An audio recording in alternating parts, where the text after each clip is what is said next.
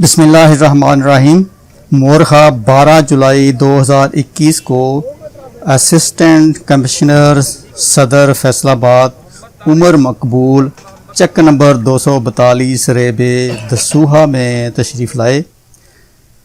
अहलान दसूहा नंबरदार के इंतखाब के लिए इकट्ठे हुए थे, तो एसी साहब ने उनसे बयानात लेने थे और नंबरदार की सिलेक्शन के सिलसिले में असिस्टेंट कमिश्नर साहब तशरीफ़ लाए थे। तो इस सिलसिले में उन्होंने बयानात लिए। तो मैं इस सिलसिले में जो भी कार्रवाई हुई है वो दिखाने से पहले मैं ये चाहता हूँ कि आपको ये बता दूँ कि ये सिलेक्शन का तरीक़ाकार क्या होता है, रूल्स क्या कहते हैं, कानून क्या कहता है, क्योंकि आम आदमी जो है उसको कानून का नहीं पता।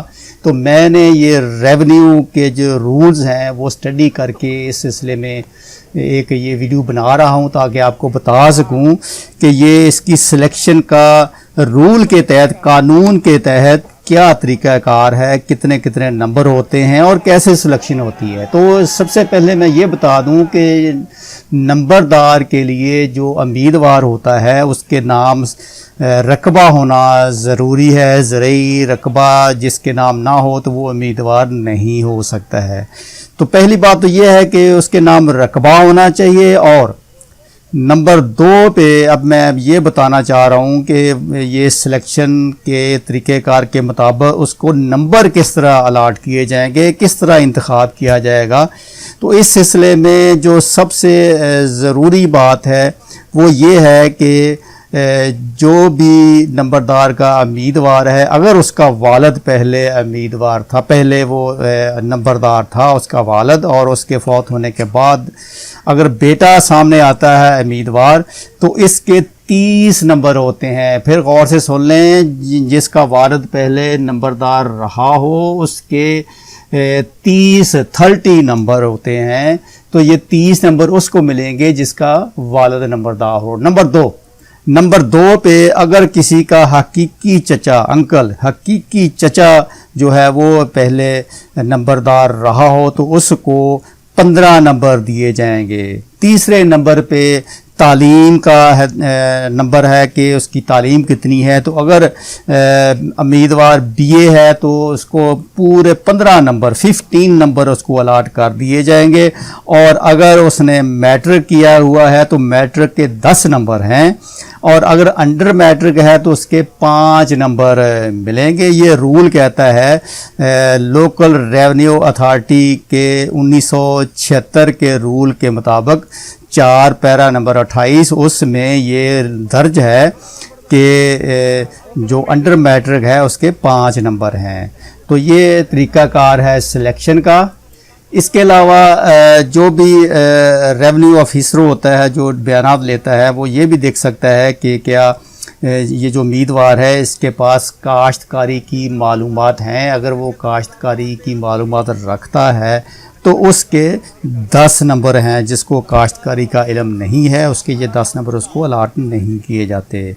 अब मैं ये बताना चाहता हूँ कि ये जो नंबरदार होता है क्या इसकी कोई तनख्वाह होती है। तो रूल के मुताबिक ये रूल है वो ये कहते हैं कि नंबरदार की कोई तनख्वाह नहीं होती, अलबत्ता जो वो रेवेन्यू इकट्ठा करेगा उसका 10%, उसका 5%, सॉरी मैंने पहले 10 कह दिया, 5%, उसका 5% वो रख लेगा, काट लेगा। यही उसको आप तनख्वाह समझ लें। तो इस तरह इकट्ठा किया गया रेवेन्यू का 5%, अगर 1 लाख रुपया इकट्ठा करता है तो 5000 उसकी तनख्वाह हो जाएगी। और इसी तरह सरकारी तौर पे उसको रकबा भी अलाट किया जाता है। ये कितना किया जाता है, ये 15 एकड़ भी हो सकते हैं, 5 एकड़ भी हो सकते हैं। ये गवर्नमेंट ने जितने भी रूल के मुताबिक जितना चाहे वो उसको अलाट कर सकती है। बहरहाल ये पहले के अलाट शुदा है, अभी नए अलाट गवर्नमेंट नहीं करती है। तो ये मैंने बता, अब आपने ये फैसला करना है कि ये इस पॉइंट्स के तहत चक नंबर 242 रेबे दसूहा में कौन और मजबूत उम्मीदवार है, क्योंकि इसमें कोई इलेक्शन नहीं होता है, इसमें एक फॉर्मेट होता है, उसके तहत ये नंबर अलाट किए जाते हैं और इन नंबरों के तहत ये जो मैंने बताए हैं एक दफ़ा फिर दोहरा देता हूँ। जिसका वालिद नंबरदार है 30 नंबर, जिसका अंकल नंबरदार था उसके 15 नंबर, अगर बीए है तो 15 नंबर, मैट्रिक है तो 10 नंबर, अंडर मैट्रिक है तो 5 नंबर, काश्तकारी की मालूमात हैं तो 10 नंबर। तो इसका टोटल लगा लें, जिसका टोटल ज़्यादा हो जाए। फिर ये भी देखा जाता है कि किस बरादरी से इसका तल्लक है और उस बरादरी को कितने लोग इसको पसंद करते हैं, नंबर 1 पे कौन सी बरादरी है। दूसरे में ये मसला नहीं है क्योंकि यहाँ पर सारे ही अराई हैं, तो ये तो पॉइंट यहाँ से निकल जाता है। अब मैं बात करता हूँ कि यहाँ जो उम्मीदवार हैं उनके मैंने इंटरव्यू लिए थे, वो आपको दिखाता हूँ कि वो एक दूसरे के बारे में क्या जज्बात रखते हैं, क्या बातें करते हैं। तो ये बड़ी ही दिलचस्प मालूमात दी हैं उन्होंने एक दूसरे के बारे में और बहुत ही मज़े की हैं, आप सुनेंगे तो मज़ा आ जाएगा। तो ये अभी आप ये सुने। ये यहाँ के मजबूत उम्मीदवार जनाब शहजाद साहब, जो कि यहाँ के बहुत ही मशहूर शख्सियत, सियासी शख्सियत ये कैंडिडेट हैं और ये अपने ख्यालात का भी इजहार करेंगे। जी शहजाद साहब। मैं उम्मीदवार हाँ जी लंबड़दारी का, तो मेरे ना आवाम बहुत ज़्यादा वा, उन्होंने कोई आवाम नहीं, कोई नहीं। हाँ जी, सब आवाम इतने कम से कम 400-500 आदमी इकट्ठा सी, उन्होंने सारे ने मेरे हक दे विच वोट दिता, तो इंशाअल्लाह मैं उम्मीदवार लंबड़दार इंशाअल्लाह ज़रूर हुआ। ये थे जी उम्मीदवार नंबरदार के जनाब शहजाद साहब, जो कि यहाँ दसूहा में मुअज़्ज़ज़ शख्सियत हैं और काफ़ी पब्लिक दसूहा की इनके साथ है। ओके जी, अल्लाह हाफ़िज़, अस्सलाम वालेकुम। हाँ जी, ये जो आपके सामने एसी सदर साहब आए थे, उन्होंने हमने पहले तो वो हमें दरख्वास्त में शामिल ही नहीं कर रहे थे। आज उन्होंने हाई कोर्ट के हुक्म पर हमें शामिल कर लिया है और हमें ये मौका नहीं दिया कि हमारे आदमी भी आ सकें। ये इम्तियाज़ सलीम साहब की ये सियासी जो पार्टी थी उसके सारे आदमी थे, वही बोल रहे थे हमारे ख़िलाफ़ और हमारा कोई आदमी भी उधर नहीं था। ये सब सियासी थिएटर था। शहजाद जो नंबरदार उम्मीदवार है जिसकी सब सपोर्ट कर रहे थे, उसका हमारी जो फैमिली है नंबरदार उससे कोई तल्लक नहीं है। दसूहा का पहला नंबरदार मुंशी अब्दुल अजीज़ था, उसके बाद मेरा दादा ताब अहमद नंबरदार बना, उसके बाद मेरा वालिद मोहम्मद अफजल नंबरदार बना, उसके बाद फ़रूख सरार नंबरदार बना, जिसके खिलाफ हमने अपील हाई कमिश्नर साहब दायर की। जब फ़रूख साहब की डेथ हुई तो उसके बाद मेरा भाई सरबराह नंबरदार बना, जो 2015 तक कायम रहा। उसके बाद आज तक कोई नंबरदार नहीं है। जो इम्तियाज़ सलीम है ये सिर्फ अपनी सियासी दुकानदारी चमका रहा है और कोई बात नहीं है। ये इसने सब लोग जो इकट्ठे किए थे वो सब एक बिरयानी के डब्बे और 500-200 रुपये दे के इकट्ठे किए थे और कोई बात नहीं है। शहजाद जो नंबरदार है इसका कोई तल्लक ही नहीं इस फैमिली से, शुरू से जब से पाकिस्तान बना है। जो इस ग्रुप में शामिल से सब मनशियात फरोश थे, मनशियात फरोश, शराबिये, जनाई, जो दसूहा में पूरी सप्लाई है इनकी मनशियात की। यही बात करनी थी। बिस्मिल्लाहिर्रहमानिर्रहीम। मैं आरिफ सईद उम्मीदवार नंबरदार जी। आज एसी साहब आए थे हमारे गांव में जलसा आम के लिए, तो कुछ लोगों ने एतराज़ात किए। जो शहजाद अहमद है जी वो करप्ट आदमी है, इम्तियाज़ सलीम उसकी सपोर्ट कर रहा था। करप्ट आदमी की करप्ट ही कर सकता है सपोर्ट। ये ऐसा आदमी है जिसने मस्जिद उमर को भी जो सरकारी प्लाट अलाट किए थे वो इसने फ़रोख्त किए। नमाजियों को उठाया, जब वो नमाज़ पढ़ रहे थे, नमाज की हालत में थे, पुलिस आ गई, पर्चा वगैरह कराया इसने। तो ये जो है ना, इसका हमारी फैमिली से कोई तल्लक नहीं है। ये कहता है कि मेरे दादा थे नंबरदार, फ़लाँ था नंबरदार।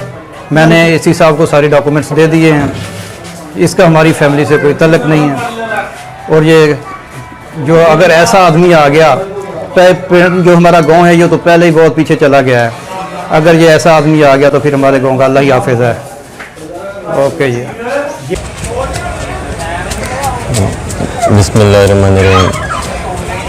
मेरे वालिद साहब मियाँ फ़रूख सरार एडवोकेट जिस तरह मुखलिस थे इस इलाके के साथ कि उन्होंने अपनी ज़िंदगी में इस इलाके के लिए, अपने गांव के लिए, अपने गांव के लोगों के लिए हमेशा काम किया। और वेलफेयर के अलावा उन्होंने और कोई उनका ज़िंदगी में कोई मकसद नहीं था, ये सब लोग जानते हैं। मैं अपने तालीम के सिलसिले में क्योंकि यहाँ पे नहीं रहा हूँ, तो इधर के लोगों को मैं उस तरह से नहीं जानता हूँ, लेकिन अपने वालिद साहब की एक जो ख्वाहिश थी, जो अपनी ज़िंदगी में वो मुझसे कभी उसका तज़किरा करते थे, उस हवाले से मैं यहाँ पे आया अपने गांव में काफ़ी अरसे बाद अपनी तालीम और अपने कैरियर डेवलपमेंट को प्रमोट कर अल्हम्दुलिल्लाह उसके बाद मैं यहाँ पे आया हूँ। और उसमें मकसद यही है कि जो मेरे वालिद साहब का एक मिशन था मैं उसे कंटिन्यू कर सकूँ। और इसके अलावा मेरा भी इसमें कोई इसके अलावा मेरा और कोई इसमें मकसद नहीं है यहाँ पे आने का या यहाँ के कोई मामलात में कोई इंटरफेरेंस करने का मुझे कोई उसके अलावा और कि मैं नहीं मास हुआ है अपने वालिद साहब के मकसद को आगे प्रमोट करने के, और वो था पब्लिक वेलफेयर। इसके अलावा उनकी ज़िंदगी का और कोई मकसद नहीं था। अहमद इसरार एडवोकेट, प्रोफेसर अहमद इसरार एडवोकेट के हवाले से जानते हैं लोग मुझे। पंजाब यूनिवर्सिटी में, सुपीरियर यूनिवर्सिटी में मैं फैकल्टी मेंबर हूँ, और इस टाइम प्रैक्टिसिंग एडवोकेट जो मुख्तलिफ शोबों में सर्व कर रहे हैं, मेरे स्टूडेंट जो हैं वो 1000 से ज़्यादा हैं। आने वाले टाइम में जजेस भी होंगे इंशाल्लाह। और इसके अलावा डिफरेंट डिपार्टमेंट्स में DC लेवल पे भी अल्हम्दुलिल्लाह काम कर रहे हैं हमारे स्टूडेंट्स। तो मैं चाहता हूँ कि अब वो टाइम है मेरा अपने कैरियर प्रमोट करने के बाद अल्हम्दुलिल्लाह मैं अब उस स्टेज पे आ गया हूँ कि अपने फादर के मकसद को, उनका जो ऑब्जेक्टिव था उसको आगे प्रमोट कर सकूं। अगर मुझे मौका मिला तो ज़रूर करूँगा इंशाल्लाह। Thank you.